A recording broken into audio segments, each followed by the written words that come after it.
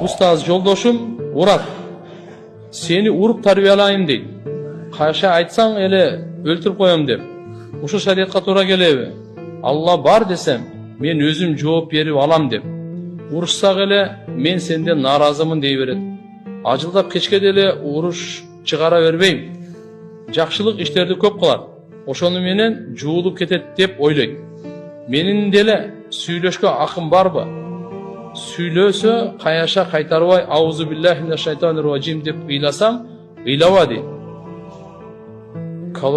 Колобка караба деп урушат. Колобка деген экен.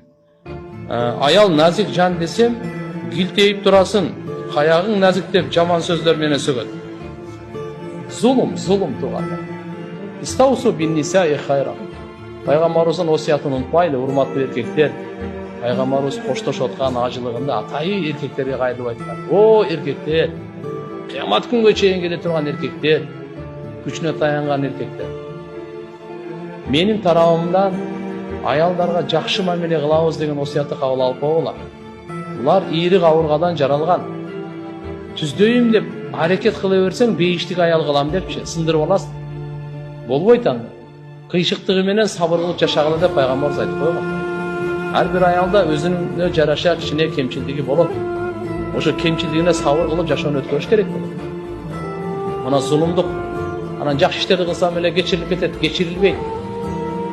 Адамдын укугу бул. 10 мечит салыңыз.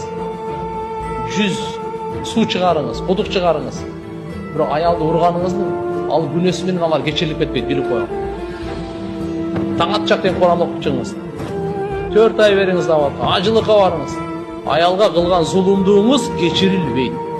Ал бенденин укугу, ал бөлөк нерсе ал. Ошон үчүн алданып калбайлы да, мындай кылбайлы да.